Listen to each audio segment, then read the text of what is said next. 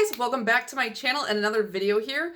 I don't know about you guys, but I was trying to do like a cute little thumbs up thing in the thumbnail to be like, wow, this is great, but I feel like it looks like I'm hitchhiking. So I don't know.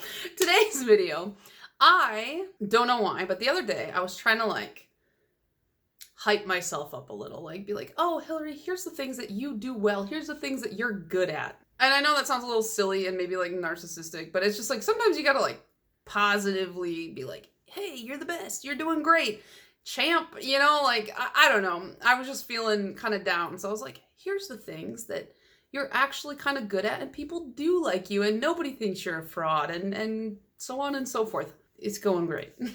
So yeah, I was thinking about that, but then I did not get very far because I was like, oh my God, what if I did that, but for nail polish brands? And then I made a video about it and I posted on my channel. And so then I was just like, forget you, Hillary. We're going to think about nail polish now. And that's what I did. You know, for me, whenever I shop from a new brand, I always want to know, like, what is this brand known for? What do they do the best? What do they excel at beyond their peers or their colleagues? Like, I want to know basically what polish finish or, you know, what should I focus on from this brand above all else? And, you know, there are some brands where I'll buy a little of this, a little of that, you know, a mix of everything because everything's fine. Everything's good. Everything's great even. But then there's some brands where I'm like, above all else, you got to buy this from them. Above all else, they do this the best. Like, and that's what I'm kind of talking about today. I think videos like this are really helpful in any type of hobby because I've always found when people are like, oh, I want to get into this hobby that I share with you. Where should I start?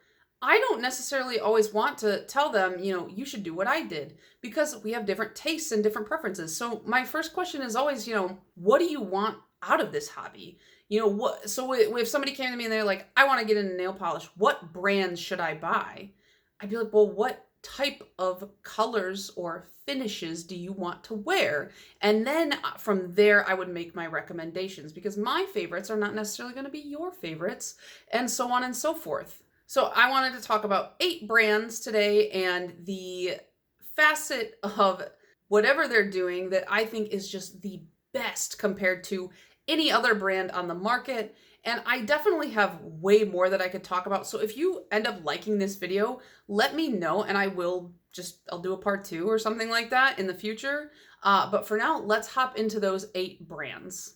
So the first brand I want to talk about is BKL or Bee's Knees Lacquer. Now, as you guys know, they are no longer making polishes regularly for sale on their website. However, they are still doing polish pickup and Hella Handmade Creations and I think Fandom Flakies. You know, they're doing like the monthly box stuff. But one thing I will say about BKL is they do the best, in my opinion, at very unique finishes, like absolutely unique to them, completely indescribable finishes.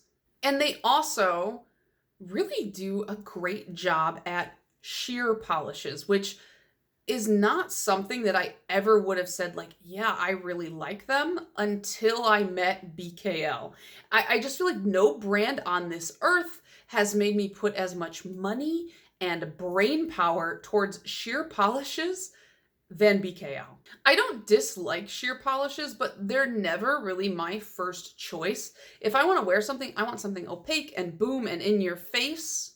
But when it comes to BKL, their sheers are one of the first ones I reach for. There's something about the color combinations they do, the interesting little add-ins they do. Even if it's just shimmer, it's just such a stark contrasting shimmer that there's just something about it. The shimmers they use are so powerful and glowy. And you think to yourself, oh, a sheer is going to be subtle. Not a BKL sheer. Like, for example, I have 2 really good sheers that I love from BKL. I have You're Not That Weird, which is, it's got like this glowy bright blue in a clearish base. And then I also have Ghost or Grandma, and it is also a blue shimmer and kind of like a grayish tinged base. And there's just something about it where I would feel comfortable wearing these on my nails with nothing underneath of it as far as like, you know, a solid base color. just because they look so interesting and they are so eye-catching. Doomacorn is also another one that they did, which it's on the sheerer side. If you want to build it up to opacity, 3 to 4 coats is what you're going to need. But even in that sheerness, it looks really pretty. And it's kind of like this purpley blue multi-chrome look. And then just as far as like really, really weird finishes go from them, really unique and interesting. Things like Fruits of the Land, I don't have anything from any other brand quite like this. I also have BKL's Heisenberg, which somebody said looks like coffee grounds, and I just can't unsee that. I just feel like they're doing really interesting, innovative, cool finishes. And I often see people on the Facebook group being like, how would you describe this polish? How would you describe that polish? I need to categorize it in my collection because it's just so hard to categorize these. They're so unique. Next is Danny Vienna, and I feel like this brand just really captures their inspiration in their bottles so well. Sometimes you look at that polish and you know what the inspiration is before you read the name of the polish, before you read the blurb about the polish. You just know instantly what it is. And even her polishes that don't have as like targeted of an inspiration, you know, they're still really cool. I have a handful from this brand and I really like them, but like just to kind of demonstrate what I'm talking about here. Last summer, I believe, she came out with like an artist series where each polish was based off of a specific artist. And you could look at them and know exactly which artist they went with before you even looked at it. Like I got this one Klimt, and I immediately was like, that's the Kiss by Klimt. Like that polish looks exactly like the Kiss. And then of course it was based off of Klimt. So it's like perfect. The first polish I bought from her was called Cinnabon Sugar, and it looks like cinnamon sugar. It's a reflective, it's got brown and silver glitter running through it. It just looks like the sugar and the cinnamon mixed together.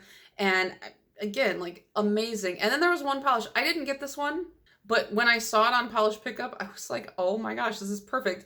And it was based off of Olaf from Frozen. And it very clearly captured the essence of Olaf. You know what I'm saying? Like, I think it's really difficult to do something like that in such an unusual medium where it's free floating paint in a bottle and you can add glitter and shimmer and things like that to kind of guide the imagination. But to make it so starkly clear, I just feel like she has a special talent for it. Okay, if my camera moved, I'm sorry, I had to go deal with a stupid emergency. Anyways, so that was Danny Vienna. And then Orly. So Orly is one that I think does just an amazing loaded topper. You know when you get a topper and you have to like fish around like crazy in the bottle and kind of like scoop the glitter out like it's ice cream and put it on your nail and it gets all uneven and gloopy and annoying? That's not Orly. That could never be Orly except for the back glitter. But other than that, that's not Orly. Like one coat from an Orly topper is almost too much. You could get an Orly topper opaque in 2 coats if you tried hard enough. They just load it with glitter. The brush picks it up so well. I don't know what kind of base they use that is just so superior to all the other brands out there, but they just do such an amazing job. For the holiday, I got the Hanukkah and the Christmas toppers, and this is kind of what reminded me of that because, as you guys know, I buy a lot of toppers and don't use them, but I wanted to wear the Hanukkah one on the first night of Hanukkah, and I went to do a swipe and I was like, oh my gosh, that's so much glitter. I did not expect that much glitter on the first swipe. Usually with most brands, I do 2 coats of a topper just to get it kind of looking, you know, built up. The Orly ones, it's like you need like half a swipe and you're good. You're done. So if you're somebody who likes a loaded glitter topper, definitely try out Orly's toppers. They mostly do hex glitters, which I'm not like a massive junkie for, but I really just think that they have whatever they're doing, whatever the ratios of their base and their glitters is, it's working for them and I don't want them to stop. Okay, for Zoya, I kind of have 2 things that they're really good at. The first one is just their cream color palette. I mean, listen, I just really want to acknowledge their massive permanent catalog. if you're ever like, man, I need a cream in this specific color, hop on over to Zoya first because they just have so many. But really the main thing that I'm like, this is what I like Zoya for, is their sales and their gifts with purchase. That is the main reason I like shopping from Zoya, and that is pretty much when I shop from Zoya, it really aligns with, are they having a really good sale, or do they have an insane gift with purchase, or is it a combination of both? I've received like entire bottles of Remove Plus. I think I received an entire collection once as a gift with purchase. I've received minis. They had like a jelly cure system, which is like a gel manicure, but it's supposed to be like good for your nail or like promote nail growth. I've gotten 2 full kits of that as gift with purchases. They will give away wide brushes for free constantly. I'm just drowning in wide brushes that I don't use. I just give them away to people because I don't care about the wide brush. Like Zoya's just like, have some free stuff. And I love them for that because I love a gift with purchase. I love getting presents. And even before the $2 price hike, I pretty much only shopped from Zoya when they were having sales because they have sales so often. To me, that tells me that, you know, you should only shop the sale. It's like with people who buy Bath and Body Works stuff full price. I'm like, don't do that. They're going to have a sale in like 5 minutes. So don't do that. Same with Zoya. Make your list and wait for a sale because twice a year, I think they do 70% off, which like, are you kidding me? That's crazy. So I pretty much time my Zoya buys for that sale. Sign up for their emails. Follow me on Instagram because whenever I see that sale, I always post it because I want everybody to buy out their entire warehouse. Yeah, it's just like killer sale. Cause like, how much is that? If 70% off of a $12 nail polish, you're paying like $3.60. Like, you can't beat that. Like, that's so good. I'm amazed that I had to sit here and do that math on my phone. Oh my God. Next is Cadillacer, and in my opinion, they have the best Crelly glitter combos. I've said it a million times, but that is really where it's at with Cadillacer. The color combinations themselves are stunning. I really love the combos. Like, I have this one called Mascot, which is just this bright pink, and these dark blue glitters. They're beautiful. I have Vermilion, which I posted recently on Instagram. It is the craziest bright color. And then Stygian, which is a black to gray thermal, and it has red glitters in it. And the cool thing about these is they are opaque enough to cover the nail line. Like, you don't have visible nail line as far as I can recall. And yet somehow the glitters are still like very prominent. They pop, they don't get obscured by the polish. And I don't know how they do that because every other brand that I get Crelly glitters from, there is a lot of obscuring of the glitter, or some of them get kind of like half buried between coats. And it's not that I don't like that. It's just that like Cadillacer does it so well that it's like, why would I even buy from the other brands when Cadillacer's just like banging them out, you know? All right, Dom nail polish and reflective glitter. This is the brand that finally like bullied me into loving reflective glitter. I'll admit it now. I'll tell you guys, I like the reflective glitter. I got a handful in their advent calendar, and it's just something about the way that they do it. I got so sick of silver reflective glitter in every single reflective polish, and they do a really good mix of colors. Like, I've got some that have green and like blue, and not all from Dom, but just I've seen some really fun reflective glitters. And I checked their website, they have like a gajillion. So if you're on the market for a reflective glitter, but you want some fun colors, check out this brand because they just have so many in such a fun and wide variety of colors. The one that I really like that I got from them, it's called, Is It Summer Yet? And I will pop that up here. I got that in the advent calendar, so it was like limited edition, but trust me, check out their website, check them out. If you haven't already, they have some really cool, not just reflective glitters, but I feel like that's kind of like their bread and butter when I look at their website, but they have a ton of other stuff too. Okay, Cirque. This one might be a little bit like subjective because not everybody likes this finish, but I really think Cirque kills it with jellies. They have some, you know, quote unquote normal colors, you know, the standard jelly colors, but then they have these oddball, kind of out of left field colors. Like, I have olive jelly, I have this one called Haze. I'm pretty sure it's Haze jelly, where it's like this kind of like hazy purple, and citron jelly, which looks like butter, which I'm sure you guys are sick of hearing me say. I also have Dove jelly from them, which is, it's gray, but it's like, how often do you see a gray jelly? That's pretty cool. And the nice thing about them is sometimes with jellies, when you put that first coat down, they can go down a little bit unevenly just because of the nature of the pigment. It pools in places. And then when you layer that second layer on, it can be pretty apparent, and you have this kind of like weird, uneven, kind of patchy application.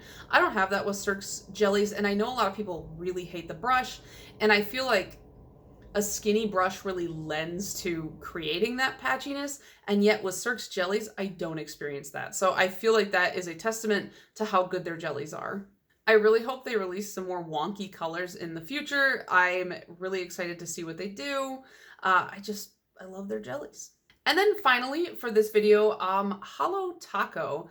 What do you guys think? It's hollows. It's obviously hollows. Holo Taco does hollows really, really well.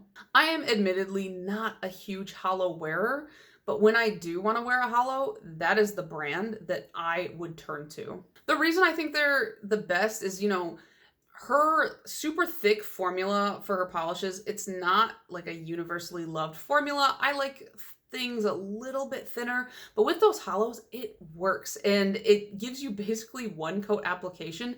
Even on those lighter pastelier shades, it's kind of wild. Even on my nail length, I find that one coat is basically enough for most of them. I never do one coat of a polish. I just feel weird about it. I always like to do two, but if you're a one coat queen, like, you might like those. One thing I do hope is that she brings in more of a range. Now that she's got her 3 like levels of rainbow knocked out of the park, they're done, we got them.